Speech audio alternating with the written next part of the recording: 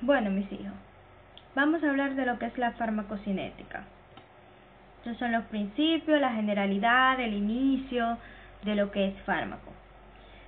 Primero tenemos que conocer dos conceptos fundamentales, farmacocinética y farmacodinamia. Farmacocinética, miren, tienen como muchas Cs. Oye, mira, 1, 2, 13. Eso es lo que el cuerpo, que es con C también, le hace al medicamento. Entonces, es básicamente, ¿qué hace nuestro cuerpo con el medicamento? Lo absorbe, lo metaboliza, lo elimina, o sea, hace varias cosas con él, también lo distribuye. Entonces, todas esas cosas son el cuerpo que se lo hace al medicamento. Por otro lado, tenemos la farmacodinamia. Míralo como dice, farmacodinamia, la D está primero. Entonces, D, medicamento. Eso es lo que el medicamento le hace al cuerpo, si le hace un efecto analgésico, si aumenta algo, si disminuye otra cosa, lo que sea que el medicamento le haga al cuerpo. Tienen que tener eso muy pendiente. Vamos entonces a hablar de lo que son las generalidades principales, o sea, las 4 propiedades farmacocinéticas que determinan el inicio, la intensidad y la duración que va a tener el fármaco en el cuerpo. La primera es la absorción. La absorción es cuando el fármaco va desde donde tú lo pusiste a el plasma. Por ejemplo, si yo inyecto, vamos a decir, por ejemplo, yo pongo una lidocaína en la encía, yo infiltro a ese paciente, el fármaco de ahí, normalmente ese no tanto porque a la sangre. Bueno, por ejemplo, una pastilla, yo le doy al paciente un ibuprofeno. Entonces, el paciente agarra, el fármaco entra por la boca, va al estómago y es entonces ir desde esos lugares al flujo sanguíneo. Lo segundo que se hace es la distribución. El fármaco puede dejar el torrente sanguíneo de forma reversible, o sea, puede ir de la sangre a los tejidos o de los tejidos de nuevo a la sangre. Este puede también distribuirse entre los líquidos intersticiales e intracelulares. Recuerden de biología molecular y todo eso, que existen 2 compartimientos principales, un líquido intracelular y un líquido extracelular, y que el líquido extracelular está dividido en intravascular, plasmático, se divide como en 3 cosas más. Lo tercero que va a pasar es el metabolismo. Un fármaco puede biotransformarse a través del metabolismo hepático o de otros tejidos. A veces puede ser en el mismo plasma. Vamos a ver muchísimos ejemplos durante este parcial. El metabolismo puede inactivar un fármaco o bien puede activar un fármaco. ¿Por qué? Porque existen estos medicamentos que nosotros llamamos profármacos. Vamos a dejarlo ahí. Pro, que significa yo puedo ser o yo estoy a favor de. Entonces, básicamente es como nosotros ahora mismo. O sea, ustedes son como si fueran un medicamento ahora mismo. En el caso de odontología, ustedes fueran prodontólogos. Ustedes se van a convertir en odontólogo algún día, pero ahora mismo no lo son. Entonces, básicamente, esto es una sustancia que entra al cuerpo, pasa por un metabolismo generalmente hepático y entonces el metabolito resultante es lo que causa las funciones. Estas funciones bien pueden ser terapéuticas o pueden ser tóxicas, entonces hay que tener eso en cuenta. Lo último es la eliminación. Eliminación del fármaco en sí o de los metabolitos del mismo. Estos pueden eliminarse por la orina, por la bilis, por las heces o por muchísimos otros medios.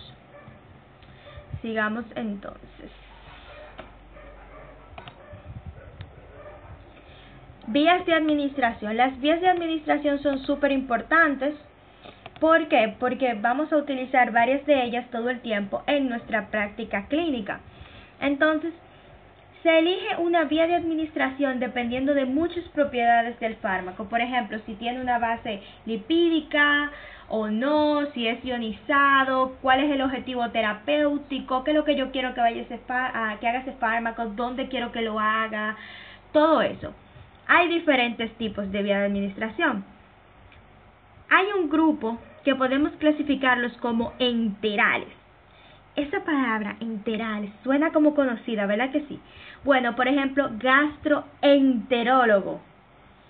¿Por qué? Significa que va a través del sistema entérico, que es básicamente los intestinos. El caso de esto es vía oral, por ejemplo. Esta vía es muy importante de saber porque lo utilizamos todo el tiempo. Enteral, todo lo que sea por la boca, conveniente, económico, frecuente, o sea, bacanísimo. Entonces, ¿qué pasa? La primera vía entonces es la oral. La vía oral es la más cómoda. Los medicamentos de esta vía normalmente son baratos. El paciente se lo puede tomar solo. El único problema es que, por ejemplo, pueden venir intoxicaciones por una dosis inadecuada de fármaco o, por ejemplo, los intentos autolíticos, dígase suicida, de estas personas que se vean, por ejemplo, Trepacito, que está hecho a base de warfarina, un medicamento del que vamos a hablar más adelante. Va a ser muy importante para ustedes entender muchas cosas. O, por ejemplo, gente que se da sobredosis de acetaminofén, sobredosis de aspirina, siempre sabe en las series, por ejemplo, en las series, en las películas, siempre está, ay no, que se tragó un pote de pastillas y que no sé qué, bla, bla, bla. Pues un ejemplo. Esta vía tiene la ventaja de que, como es muy lento, porque tú tienes que tragarte el medicamento y esperar que se digiere y no sé qué, tú puedes tener diferentes antídotos, como antídotos para un medicamento propio, los que vamos a hablar más adelante, o tú puedes también tener fármacos, por ejemplo, como carbón activado, que eso tú lo usas para tú depurar el cuerpo. Entonces, las vías de absorción oral pueden ser un poquito complicadas para el medicamento, más no para el paciente. ¿Por qué? Porque algunos medicamentos necesitan o pH bajo, pH muy ácido, que es el normal gástrico, y otros necesitan un pH más alcalino. Tenemos diferentes tipos de fármacos, tenemos preparaciones con cubierta entérica. Este es un recubrimiento químico que protege el medicamento del pH gástrico. Entonces, esto espera a que el medicamento pase del estómago, que es súper ácido, al duodeno, que es la primera porción del intestino delgado. Esta parte es menos ácida porque tiene células que se encargan de secretar bicarbonato para protegerla del ácido en sí. La cubierta entérica es útil para fármacos como el omeprazol. El omeprazol todo el mundo lo conoce como un antiácido, no sé qué, disminuye la acidez y así. También es importante para fármacos que pueden irritar el estómago, como la aspirina y otros AINES que vamos a ir hablando en otro momento. También están los fármacos de liberación extendida. Estos son fármacos que tienen recubrimientos o ingredientes especiales que controlan la liberación del fármaco. Esto hace que la absorción sea lenta, la acción sea más prolongada y básicamente ya tenga efecto farmacológico para más rato. Entonces, estas se administran en dosis menos frecuentes. Eso es muy bueno, porque entonces un paciente, por ejemplo, en vez de beberme 3 pastillas al día, puede beberse 2 o puede beberse 1. ¿Entienden? Entonces, el hecho de que un paciente tenga que beberse menos medicamentos, es muy importante para algo que se llama adherencia. Que la adherencia es el hecho de que el paciente coja su prescripción, coja la receta que usted le da, compre los medicamentos y se lo beba tal y como usted le pidió.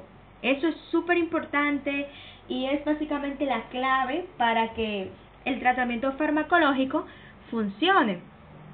Entonces, las formulaciones de liberación extendida son muy buenas para fármacos que tienen una semivida que sea breve, es decir, que se pueden metabolizar muy rápidamente. Por ejemplo, la morfina.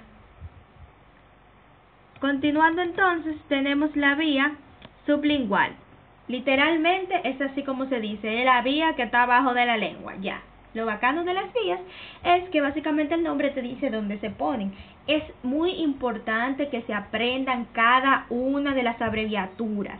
Las abreviaturas son indispensables porque cuando uno hace una receta, uno no pone el nombre completo, uno pone la abreviatura de la vía. Entonces tienen que sabérselo. Siempre, siempre, siempre eso hay que sabérselo, es indispensable.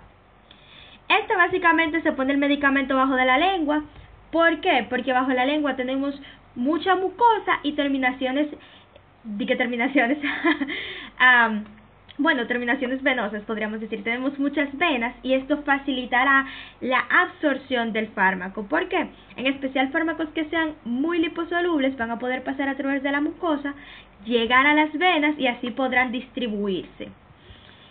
Estas tienen varias ventajas, como que son súper fáciles de administrar, son muy rápidas, no tienen nada que ver con el ambiente gastrointestinal, que puede ser muy agresivo, y te ayudan a evitar el metabolismo del primer paso, del que vamos a hablar un poquito más adelante, pero básicamente es un metabolismo hepático. Entonces, ¿qué pasa con esto? Esta es una vía de administración súper rápida, y el ejemplo más usual donde ustedes van a ver que se utilice es cuando les estén hablando de antihipertensivos. En algún punto nosotros vamos a tener que hablar de antihipertensivos porque es muy común que la población dominicana utilice estos medicamentos. Entonces tienen que saber antihipertensivo porque aunque ustedes no los recomiendan, hay efectos secundarios que se relacionan con el sistema, con la cavidad oral, y entonces ustedes tienen que dominar esos efectos adversos. El otro grupo de vías de administración que podemos clasificar son las vías paraenterales. Para quiere decir paralelo, no entran por la boca, normalmente estas son referentes a la piel. Esta introduce los fármacos, ya puede ser directamente en la circulación sistémica o puede ser en el músculo o en otros lugares. Normalmente esto se utiliza para fármacos que no pueden ir a las vías gastrointestinales porque, por ejemplo, no son estables allá, porque pueden ser devoradas por enzima, porque no soportan el pH de ningún tipo de los que pueda alcanzar el estómago, porque necesitan liberarse por más tiempo, son diferentes cosas. El problema de estas vías normalmente es que causan dolor, miedo, pueden causar daño local en los tejidos, infecciones, etc. Este grupo son básicamente unas 4 vías. La primera es la vía intravenosa. La vía intravenosa es la parenteral que más frecuente se usa. Esto es para fármacos que no pueden utilizarse vía oral, como por ejemplo algunos bloqueadores neuromusculares que se utilizan para ayudar con la anestesia y la intubación. ¿Verdad que sí? La vía intravenosa tiene un efecto pila de rápido porque básicamente lo importante es que un fármaco cuando se administre llegue a la sangre para que la sangre lo pueda llevar a donde tiene que ir. Y básicamente tú lo estás poniendo directamente en la sangre, o sea, periodo de latencia no tiene porque él no tiene que esperar nada. Periodo de latencia, como le indica su nombre, es un tiempo que normalmente tiene que esperar el fármaco para ser absorbido y empezar su acción. Ellos no, ellos llegaron a la sangre de una vez. Eso no sabe lo que es esperarse. Esa es la vía de lo desesperado. Es importante saber la cantidad del fármaco que se administra porque de una vez eso va a estar biodisponible. Y vamos a hablar más adelante de lo que es la biodisponibilidad. Se puede administrar en bolo, que es una sola inyección grande. O sea, básicamente ustedes han visto esa jeringa que le ponen uno en la vena, ¡fua! Se acabó. Se pueden administrar por infusión, que esta es con un suerito, a veces se pone una bomba es una maquinita que tú le pones el cablecito del suerito en el medio, súper bacano. Lo que resulta en concentraciones menores plasmáticas y una mayor duración del fármaco. La otra vía es la intramuscular, es de uso bien frecuente también. Importante que sea para soluciones acuosas y que se absorban con rapidez o en preparaciones que sean para depósito, como por ejemplo las inyecciones, como por ejemplo, las vacunas y las inyecciones anticonceptivas son un ejemplo, también muchísimos antibióticos, etcétera, etcétera, etcétera. Las preparaciones en depósito a menudo consiste en una suspensión de un fármaco en un vehículo no acuoso, como el polietilenglicol. Entonces, este vehículo se difunde por el músculo, el fármaco se precipita en el sitio de inyección y entonces se disuelve lentamente, proporcionando una dosis sostenida. Básicamente, tú llevas mucho tiempo con el fármaco que está ahí como si tuvieras una burbujita, soltándose poquito a poquito. La subcutánea sí parece a la intramuscular, pero la subcutánea tiene el asunto de que está más para arribita y básicamente abajo de la piel. Pueden verlo en el diagrama, básicamente abajo de la piel. Esta vía normalmente se utiliza para difusión simple y es más lenta que la endovenosa. Esta tiene menos riesgo de hemólisis, menos riesgo de trombosis. Hemólisis es cuando los glóbulos rojos se rompen. La trombosis es cuando se forman trombos, que son grupitos de plaquetas con factores de coagulación. Pero este también proporciona efectos constantes y lentos. Normalmente se utiliza para fármacos como la insulina y es una vía que un paciente puede aprender a utilizar por sí sola. No debe utilizarse con fármacos que causen irritación tisular porque vamos a tener un dolor intenso, porque yo estoy dañando e irritando el tejido y voy a tener necrosis. La otra vía es la vía intradérmica. Consiste en una inyección que va a la dermis, la capa más vascular que está debajo de la piel. La piel se divide en básicamente tres partes: epidermis, dermis y tejido subcutáneo. Entonces, los agentes para determinación diagnóstica y de sensibilización suelen utilizarse por esta vía. Dígase, por ejemplo, la lidocaína, los anestésicos locales, etcétera, etcétera, etcétera. Cosas que ustedes tienen que tener en cuenta con estas vías. Por ejemplo, la intramuscular. La intramuscular es una vía muy importante y creo que podríamos decir que es la que más se parece a la infiltración que nosotros hacemos con lidocaína en las encías. Porque se supone que es subcutánea, pero que hay una equiparación que a mí me gusta mucho hacer con la vía intramuscular. Cuando uno va a infiltrar a un paciente con lidocaína, lo primero que uno hace, ¿verdad? Que si uno agarra, revisa el sitio en el que va a inyectar, trata de que ese lugar no esté infectado en sí. Vamos a ver por qué eso cuando estamos hablando de los anestésicos. Pero, ¿qué pasa con esto? Que una vez yo entro mi aguja, lo primero que yo tengo que hacer es aspirar, porque yo debo asegurarme de que ese medicamento no entre a vaso sanguíneo, porque tiene funciones antiarrítmicas y puede provocarme un paro. Entonces, lo ideal es tú aspirar antes de soltar el medicamento. Otras vías que podemos mencionar son la vía de inhalación, que puede ser oral o intranasal. La inhalación oral y la nasal permiten administrar fármacos con mucha rapidez y normalmente se utilizan para fármacos que tienen como sitio de acción ahí mismo o la nariz, o sea, la vía aérea, pueden ser las superiores o las inferiores. El asunto principal que uno tiene que tener en cuenta con estos fármacos es que no todos los pacientes los saben usar. La vía de administración es prácticamente irregular porque tú no sabes exactamente cuánto fármaco pudo entrar, si el paciente inhaló bien, si no inhaló bien. Y es muy importante saber que hay un límite. O sea, las partículas, lo mejor es que sean pequeñas para que puedan llegar rápidamente a lo que es el árbol bronquial. De lo contrario, van a ser expulsadas de lo que es la vía aérea, debido a los sistemas de limpieza y cuidado que tiene la vía aérea. Otra vía importante es la vía intratecal o intraventricular. Hay algo que se llama barrera hematoencefálica. Esta es básicamente un conjunto de células unidas muy herméticamente, muy cerradas, muy pegadas la una de la otra. Entonces, esta barrera lo que hace es separar la sangre en sí del líquido cefalorraquídeo. Recuerden que el líquido cefalorraquídeo es un ultrafiltrado del plasma, es decir, es como que tú agarres y tú coges la sangre y tú la la cueles y la cuelas y la cuelas y la cuelas y poquito de lo que queda de la sangre va entonces y forma el líquido cefalorraquídeo. Se cuela tanto que la sangre roja, el líquido cefalorraquídeo es transparente. Hay mucha menos glucosa, hay mucha menos proteína, hay mucha menos células, etcétera, etcétera, etcétera. Entonces, para que se hagan una idea, estas vías se pueden básicamente dividir en dos, intratecal e intraventricular. Intraventricular normalmente se hace con un aparatico, que la idea es, ¿verdad?, que si se hace la punción aquí, y ese aparatico va a los ventrículos cerebrales, porque en el cerebro también hay ventrículos.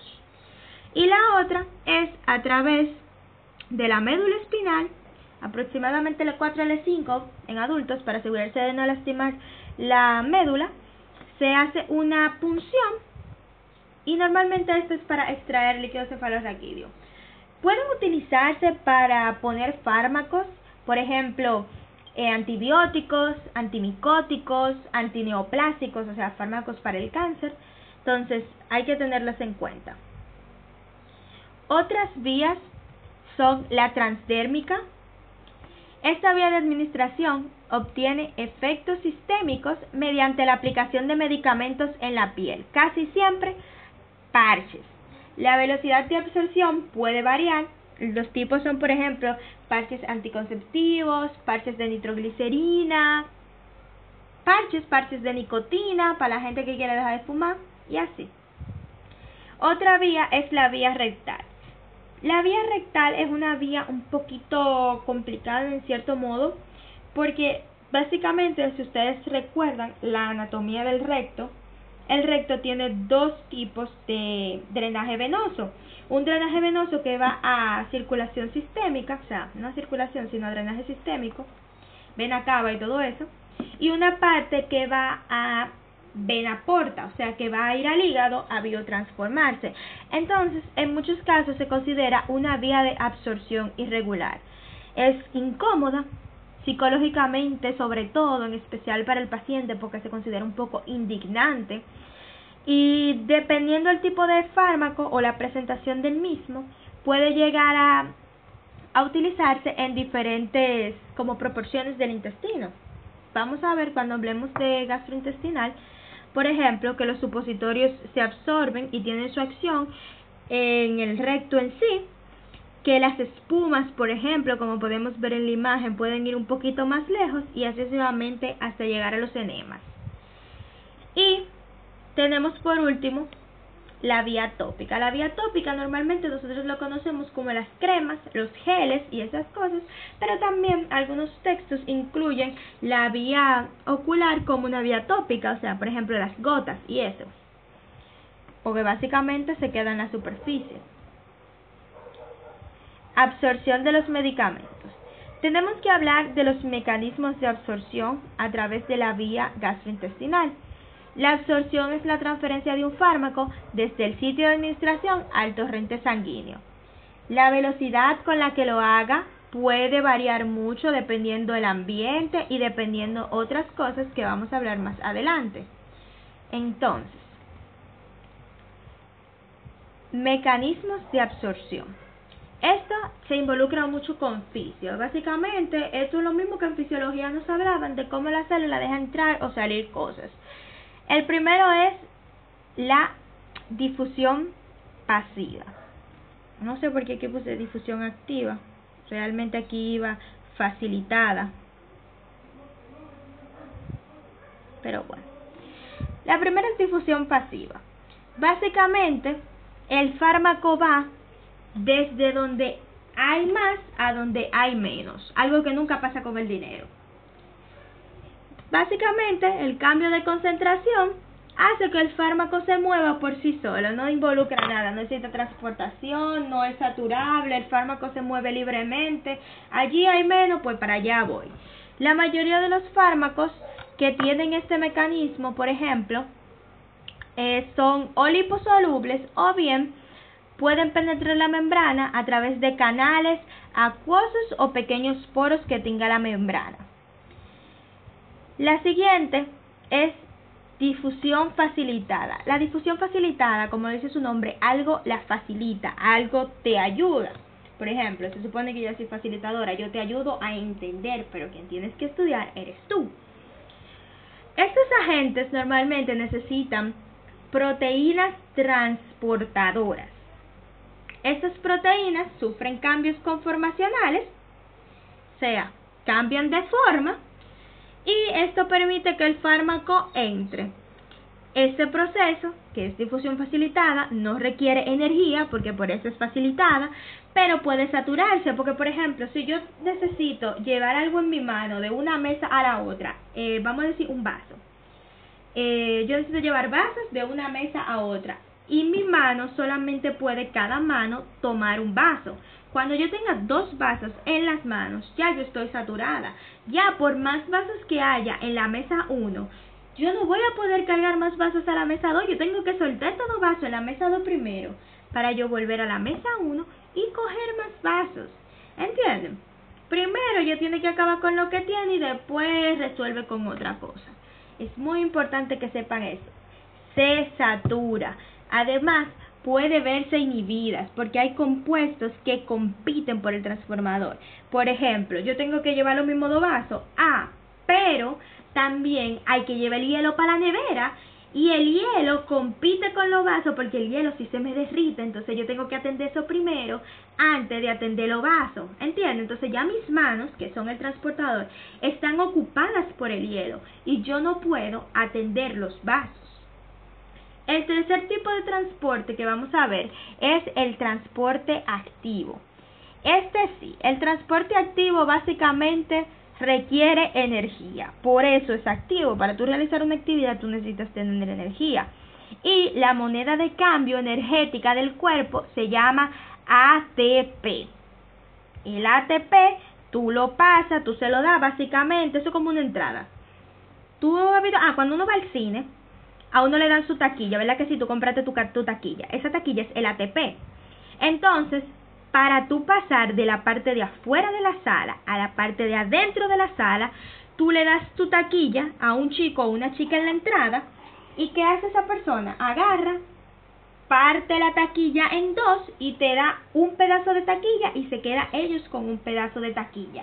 Ese pedazo de taquilla entonces a ti te sirve para otras cosas después, por ejemplo, tienes que salir para ir al baño, lo que sea, pero eso no es importante. El caso es que tú te quedas con ese pedazo y él se queda con otro. Lo mismo pasa con el ATP.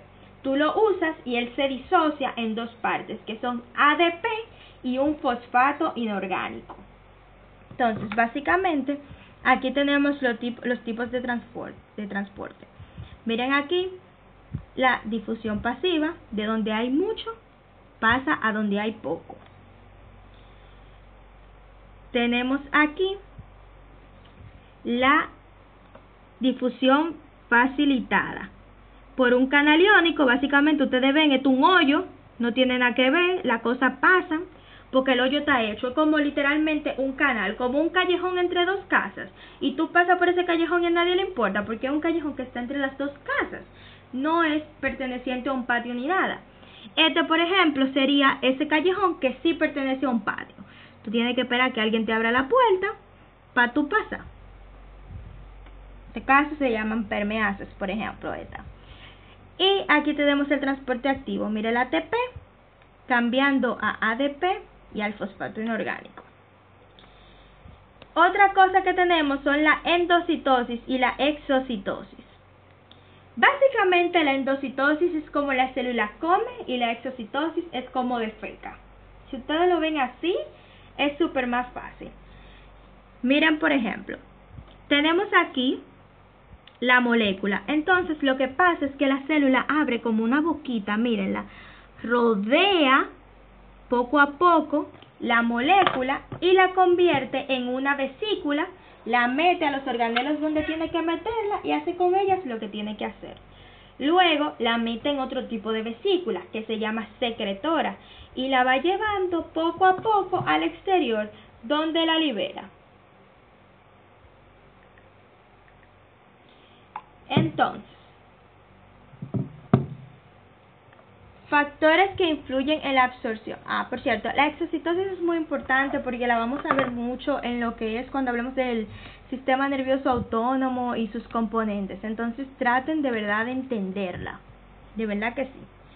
factores que influyen sobre la absorción. Uno de los factores que influye mucho sobre la absorción de un fármaco es el pH. La mayoría de los fármacos son o ácidos débiles o bases débiles.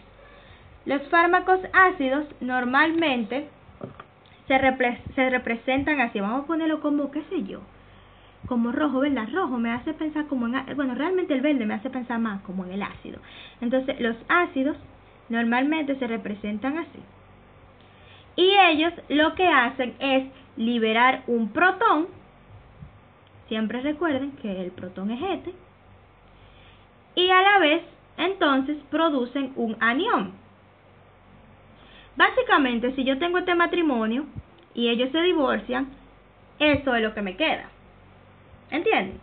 Las bases, básicamente las bases también pueden liberar un hidrógeno, pero la forma protonada, o sea, la forma con el hidrógeno, suele estar cargada y pierde la carga cuando se queda sola. Por ejemplo,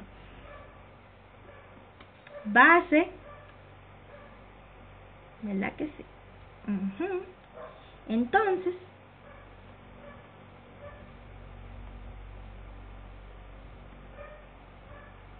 ¿cómo podemos ver esto? Bueno, vamos a imaginarnos que cuando ellos están así, cada una, ¿verdad que sí? Son un matrimonio. Entonces, existen dos tipos de matrimonio. El matrimonio que cuando se acaba, cada quien se va por su lado, cada quien hace su vida, el hombre y la mujer son independientes el uno del otro, y esa es la mujer de la que todo el mundo dice, esa mujer sí ácida, esa mujer nunca quería nada, porque esa mujer lo que estaba para su trabajo todo el tiempo y no sé qué. Pero ¿qué pasa? Ella feliz de la vida porque ella se quedó cargada, ella todavía tiene su cuarto, ella todavía tiene toda su vaina. ¿Entienden? Entonces, por otro lado, tenemos las básicas, las mantenidas, que cuando se separan entonces se quedan sin nada. Fíjense, esta no tiene nada y tiene que estar dependiendo de que el otro matique para allá tragar. ¿Entienden? ¿Por qué esto es importante? Porque, por ejemplo, si yo tengo un fármaco que es ácido, yo necesito alcalinizar el ambiente para que el fármaco sea excretado, en especial con la orina. Y si el fármaco es básico, yo necesito lo contrario, yo necesito acidificarlo para que se elimine. Entonces, un fármaco normalmente va a pasar a través de la membrana con mayor facilidad si no ha sufrido cambios. Porque la membrana realmente le gusta poco coro con la cosa con carga. Ella es más como, más básica, más como, no, por favor, menos problemas. Entonces, un ácido va a pasar más fácil en la forma protonada, es decir, cuando está aquí, y una base va a pasar más fácil cuando esté así.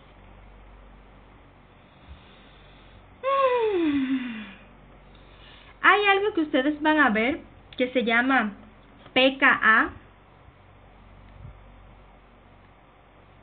P, K mayúscula y una A pequeña aquí. Esta es una medida que potencia, o sea, de la potencia de interacción de un compuesto con un protón.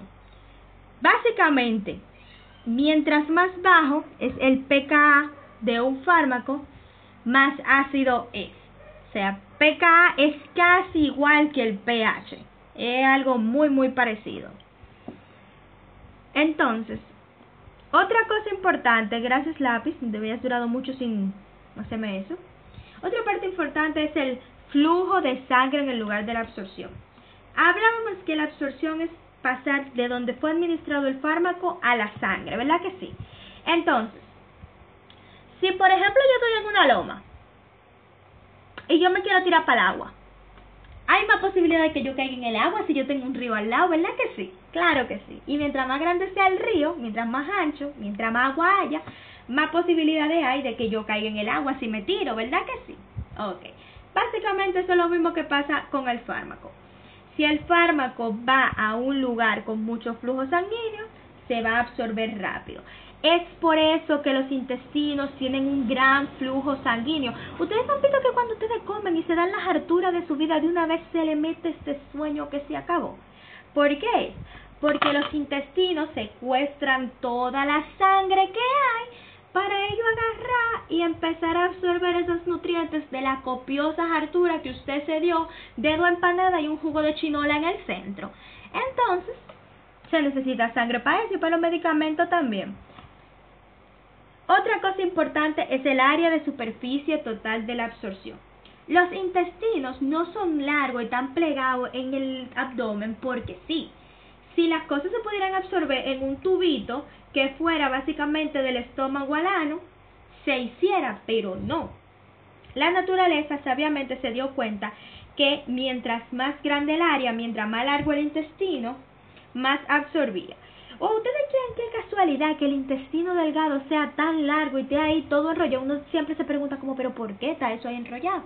La idea es que el fármaco pase por más tiempo en el intestino, se absorba más fácil. ¿Entiendes? O sea, más o menos como les explico eso. Ustedes nunca han tenido que lavar algo con un jabón. Mientras más sea, por ejemplo, lavar una pared con un jabón. Mientras más grande, más jabón se necesita, más se absorbe el jabón. Aparte del área, también es importante el tiempo de contacto.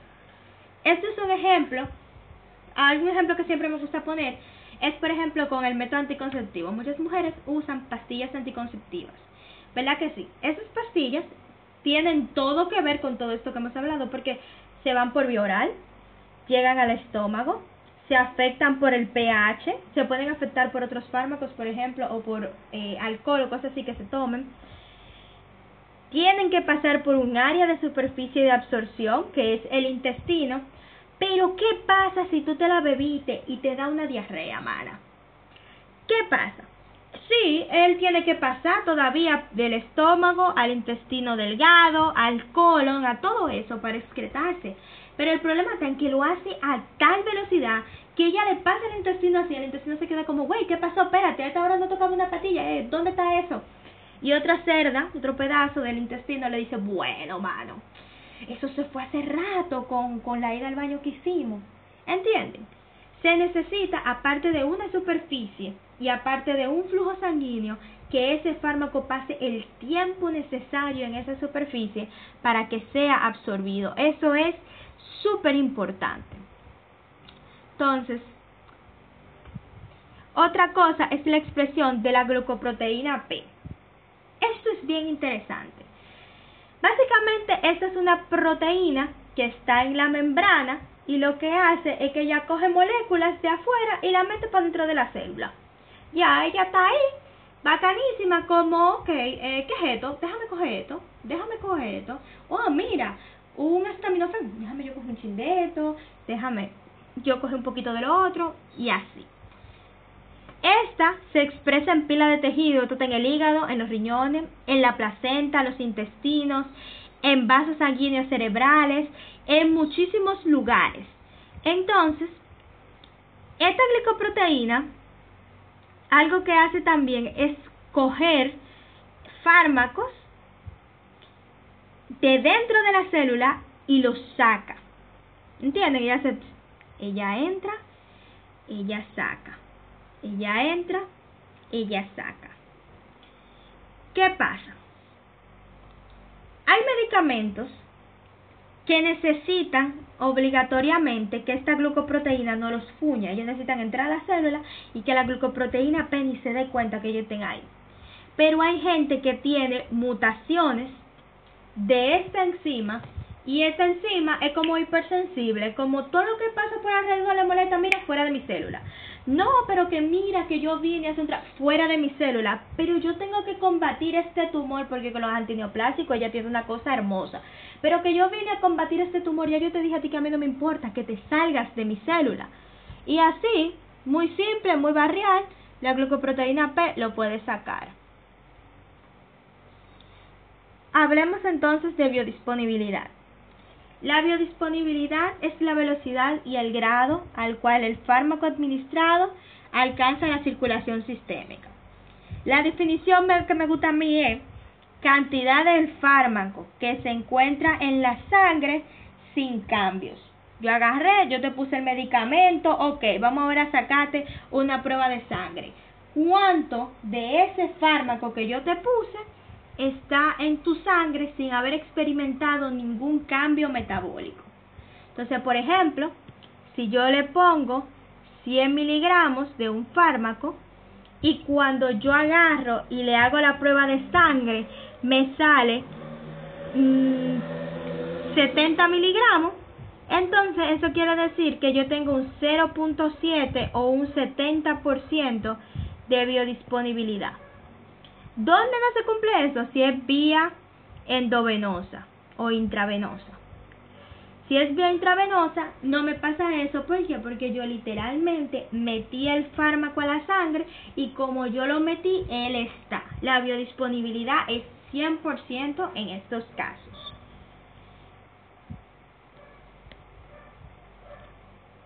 Entonces, vamos a hablar un poco de la determinación de la biodisponibilidad.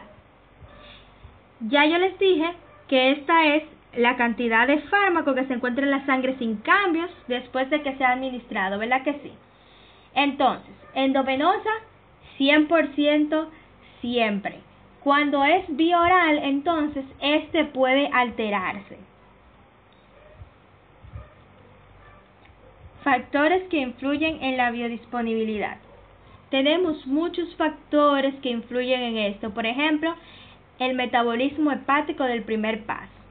Básicamente, el fármaco se absorbe vía tracto gastrointestinal, entra a la circulación portal. Recuerden que la porta es una vena grandísima y gruesa que tiene el hígado, que jala muchísimas cosas. Y entonces, después de ahí es que va a ir a la circulación sistémica.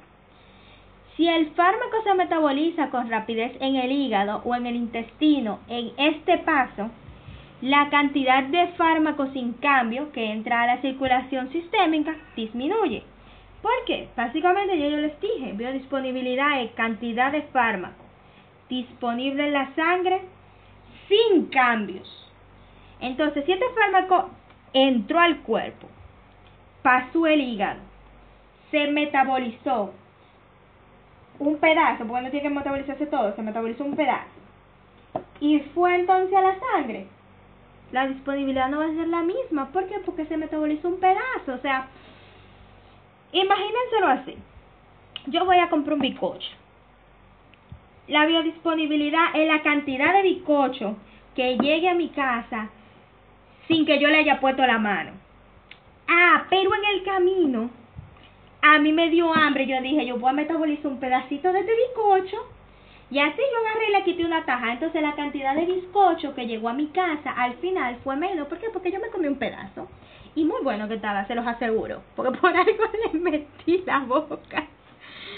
Entonces, los fármacos con un metabolismo de primer paso que son altos tienen que recibirse en dosis altas para tú asegurarte que va a llegar una buena parte de medicamento a la sangre y se va a producir el efecto deseado. Si, por ejemplo, antes de llegar, a mí se me va a metabolizar 50 miligramos y yo necesito que al final llegue 70, pues entonces yo no puedo meterle 100, yo tengo que meterle 120 para asegurarme que cuando a mí me cobren de peaje esos 50, lleguen los 70 donde yo necesito que llegue. Algo súper importante también es la solubilidad del fármaco. Recuerden siempre de biología y de biología molecular, ustedes saben que es bien difícil para la célula dejar pasar cosas hidrofílicas. La célula prefiere cosas grasosas porque la célula tiene mentalidad de gorda. Entonces, si eso no ocurre grasa por todos lados, no va a entrar. Entonces, el único problema está en que los fármacos que son muy lipofílicos, o sea, va bien, tú quieres que ocurra grasa, pero no te las quieres beber, también se pueden absorber de manera deficiente.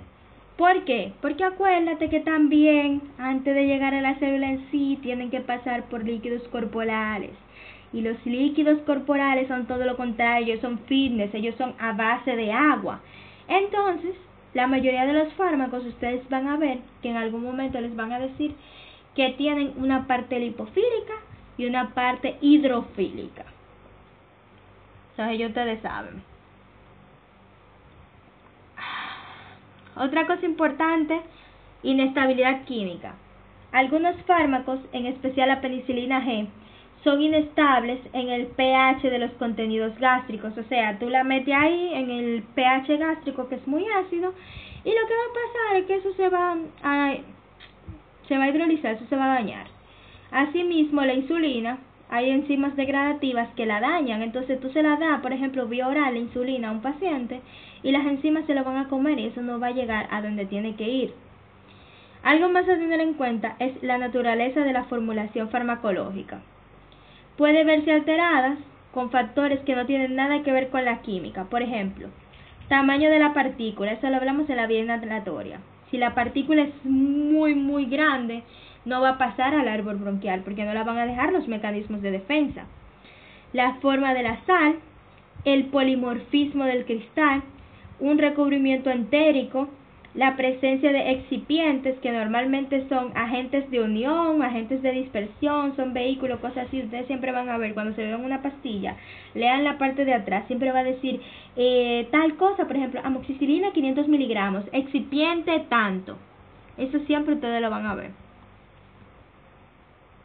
Bioequivalencia. Coronavirus.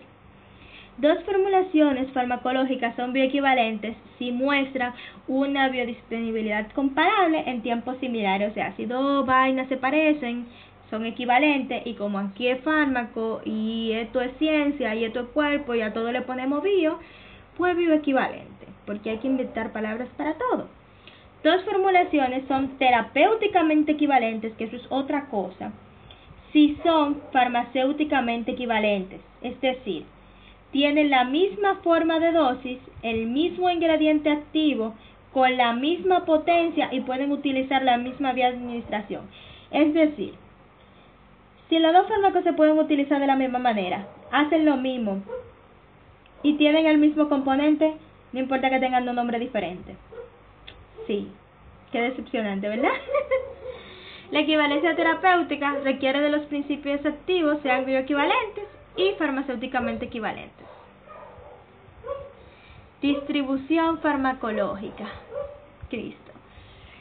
La distribución farmacológica es el proceso mediante el cual un fármaco deja de forma reversible el torrente sanguíneo y entra a alguno de los líquidos corporales. Para los fármacos endovenosos, la absorción no es un factor. Ellos van directamente a la distribución. ¿Por qué? Porque si absorción es el paso del sitio de administración a la sangre, pero tú lo administraste directamente a la sangre, la absorción no existe. Entonces, básicamente, ellos van derecho a la distribución. Entonces, en la distribución, el fármaco deja repentinamente la circulación y entra entonces en los líquidos corporales y en los tejidos. La distribución de un fármaco desde el plasma al intersticio o al espacio intersticial depende del gasto cardíaco, que es la cantidad de sangre que puede sacar el corazón multiplicado por la frecuencia cardíaca. O sea, qué sé yo, llegan 100 litros de sangre, el corazón late qué sé yo cuántas veces, es el cardíaco, pues es el gasto cardíaco. Hay un gasto cardíaco, eso está en su libro de fisio, en el Linda Constanzo. Hay un gasto cardíaco para cada órgano. El único que yo siempre me he aprendido es riñón, que es como 25%. Y eso es súper importante. Va a aprender también del flujo sanguíneo local, porque ya hablamos anteriormente que tiene mucho que ver también con la absorción. Y si estamos hablando de pasar del sitio de acción a la sangre y luego de la sangre a otro lado, pues que haya mucha sangre va a depender lo mismo. O sea, va a tener la misma influencia. La permeabilidad capilar también, el volumen tisular, grado de unión del fármaco a las proteínas, eso es súper importante, y la lipofilicidad. Flujo sanguíneo, entonces, la velocidad del flujo de sangre en los capilares tisulares varía ampliamente. Por ejemplo, Órganos ricos en vasos, dígase, órganos que tienen mucha sangre, cerebro siempre tiene mucha sangre, hígado, mucha sangre, riñón tiene mucha sangre. Tienen más sangre que el músculo esquelético, que la grasa, que el tejido adiposo. El tejido adiposo, la piel y las vísceras, dígase, algunas tripas, tienen velocidades incluso más bajas de flujo sanguíneo. O sea, básicamente, si el cuerpo tuviera que decidir qué matar, prefiere perder la piel que un riñón. Muy extraño, porque el riñón es una de las primeras cosas que se muere. La variación en el flujo sanguíneo explica parcialmente la breve duración de la hipnosis producida por un bolo de propofol. Y eso lo vamos a hablar cuando estemos dando anestésicos. Cuando el flujo de sangre es elevado y el fármaco tiene una base grasa, esto permite que el fármaco vaya rápidamente desde la sangre a lugares como el sistema nervioso central. ¿Verdad que sí? Porque lo que fácil viene, fácil se va. Si tú entraste fácilmente porque tú eras lipofílico, fácilmente te vas a salir porque eres lipofílico. Entonces, una distribución subsecuente más lenta va a pasar al músculo esquelético, porque cuando él vuelva de nuevo a la sangre, entonces, ok, ahora vamos a ir a los lugares más pobres. Básicamente, es como cuando el gobierno está repartiendo. Primero le reparten a los amigos, a la gente pudiente, y por último le reparten a los pobres infelices que no tienen ni que caerse muertos. Otra cosa es la permeabilidad capilar. Se determina por la estructura capilar y por la naturaleza química del fármaco. La estructura capilar varía en términos de la fracción de la membrana basal expuesta por uniones de hendiduras entre las células endoteliales. Y todo ese pedazo básicamente lo que te dice es que el endotelio vascular, que es básicamente una capa de células llamadas células endoteliales, por eso se llaman endotelio, o viceversa, ¿verdad? Que si las células endoteliales deberían ser rojas, las células endoteliales forman el endotelio vascular. ¿Qué pasa? Hay pequeños espacios, pequeños poritos, pequeñas hendiduras o pequeños capilares fenestrados, sería más o menos la palabra. Entonces, la estructura capilar varía en términos de fracción de la membrana basal expuesta por uniones de hendiduras, es decir, la membrana expuesta entre las células endoteliales, iba a decirle endotelitos, no entiendo por qué se llaman endotelitos. En el hígado y el vaso, una porción significativa de la membrana basal está expuesta debido a que tienen grandes capilares discontinuos a través de los cuales pueden pasar grandes proteínas plasmáticas. Es decir, en el hígado y en el vaso, básicamente, el espacio en vez de ser así, como en otros lugares, ahí es así. ¿Ven la diferencia? Entonces, ese espacio permite que grandes proteínas plasmáticas como albúmina y otras cosas pasen fácilmente.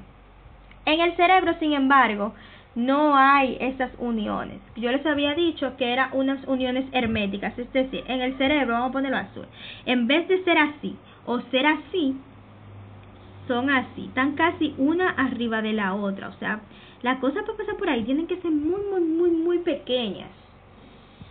Entonces, para entrar en el cerebro, ay Dios mío, qué sueño. Entonces, para entrar en el cerebro se necesita ayuda de facilitadores o someterse a un transporte activo. Por ejemplo, un medicamento que ustedes van a ver que tiene un transportador específico es la levodopa. Vamos ahora con fármacos que se unen a las proteínas plasmáticas. Gracias, lápiz. Hay diferentes proteínas, están las plasmáticas y las tisulares, y casi siempre ustedes van a oír hablar mucho de las plasmáticas. Esta unión puede ser reversible o no. Lo que pasa con esto es que, por ejemplo, las proteínas siempre están rodando, sobre todo la albúmina, en lo que es la sangre, ¿verdad que sí? Entonces, las proteínas, imagínense que es como un carro de concho, y ellos tienen la oportunidad de agarrar, los fármacos tienen la oportunidad de agarrar, subirse, sentarse y ser llevados a diferentes lugares. Pero ¿qué pasa? Tal vez se encontraron cómodo el carro y no se quieren bajar. Entonces es más difícil que un fármaco que se haya unido a proteínas funcione. Normalmente un fármaco que se unió a una proteína plasmática tiende a estar inactivado, tiende a no realizar su función, él está ahí pegado. Si un fármaco se une en gran cantidad a proteínas plasmáticas, significa que yo tengo que dar más fármaco. ¿Verdad que sí? ¿Por qué? Porque entonces va a pasar que yo voy a dar fármaco, el fármaco se va a pegar allá, va a quedar muy poco fármaco libre y no va a ir al lugar donde yo lo necesito a realizar su función. Entonces, a medida que la concentración de fármaco libre disminuye debido a la eliminación, entonces el fármaco le pasa esto de menor concentración. O sea, bueno, mira, aquí en el carro somos muchos, en la carretera hay menos gente, déjame yo bajarme y caminar. Y básicamente eso pasa. Ellos llegan, vamos a decir que ellos son 10 moléculas, y se van a usar 5, y 5 decidieron unirse a la proteína. Según yo vaya eliminando, ellos se van soltando para seguir haciendo su función. Hay también unión a proteínas tisulares. Muchos fármacos se acumulan en los tejidos y se guardan ahí. Entonces, los fármacos pueden acumularse debido a la unión a lípidos, proteínas, ácidos nucleóticos, se pegan a lo que tú quieras. Los fármacos también pueden experimentar un transporte activo hacia los tejidos. Los reservorios tisulares pueden servir como una fuente mayor del fármaco y prolongar sus acciones o su toxicidad. Por ejemplo, los aminoglucósidos, a ellos les gusta mucho meterse en lo que es el tejido. Entonces hay que tener en cuenta, por ejemplo, con personas obesas. También ciclofosfamida, a ella le gusta mucho meterse en los tejidos. Entonces, cuando tenemos mucha ciclofosfamida, hay algo que se llama cistitis hemorrágica. La afinidad con los lípidos, ya hablamos sobre eso, ya dijimos que un fármaco que sea lipofílico puede moverse fácilmente por la membrana, a diferencia de uno hidrofílico. Volumen de distribución. Del volumen de distribución, yo les voy a dejar un pequeño resumen de cómo se hace la fórmula y de qué es lo básico que ustedes tienen que saber. Básicamente es esta, pero yo se la voy a dejar más cómoda. Es importante que sepan que hay una distribución en los compartimientos del cuerpo, en los compartimientos de agua. También les voy a dejar un pequeño resumen sobre eso. Pero sepan que básicamente está el compartimiento plasmático o intravascular. Aquí, si un fármaco tiene un alto peso molecular o está extensamente unido a proteínas o es demasiado grande para pasar a través de los capilares o lo que sea, se va a quedar ahí, se va a quedar en la sangre. Como, bueno, tú tengas un parque de niños y tú eres demasiado grande para subirte a cualquier juego y tú te quedas ahí en el parque porque hay que cuidar a los sobrinitos, pero tú no puedes hacer nada ni ir para ninguna parte. Eso es un ejemplo. Entonces, está también el compartimiento del líquido extracelular. Si tiene un bajo peso pero es hidrofílico, entonces es difícil que entre dentro de la célula, así que se va a quedar ahí en el líquido extracelular hasta que encuentre la manera para entrar. Esto es normalmente a través de proteínas o lo que sea, pero tienen un volumen de distribución medio. Y al final está el agua corporal total. Si un fármaco tiene bajo peso y tiene suficiente lipoficidad, puede moverse hacia el intersticio a través de uniones o hendiduras y pasar por la membrana. De eso también yo les voy a dejar un cuadro bien bonito que se les va a explicar bonito. La determinación del BD. El hecho de que la determinación o la depuración farmacológica suele ser un proceso de primer orden permite el cálculo del BD. Básicamente, esto se hace con la dosis sobre el C0. La concentración del fármaco en el plasma puede extrapolarse de vuelta al tiempo cero y en el eje Y para determinar el C0, que es la concentración de fármaco que se alcanzaría si la fase de distribución ocurriera de forma espontánea. Para facilitar toda esta parte de explicarle las fórmulas, les voy a dejar un cuadro, sería lo mejor. Pero es importante que sepan que medicamentos relacionados con el hígado o el riñón puede verse afectado su volumen de distribución, así también como su eliminación, si tenemos problemas hepáticos o renales. Básicamente, esto es todo. Yo sé que miren que suena súper complejo, de verdad, yo sé que sí, pero por eso yo lo hago en modo de video, para que ustedes puedan repetirlo y repetirlo y repetirlo y repetirlo hasta que lo entiendan. Si tienen dudas, me las pueden dejar en la parte de abajo de la plataforma.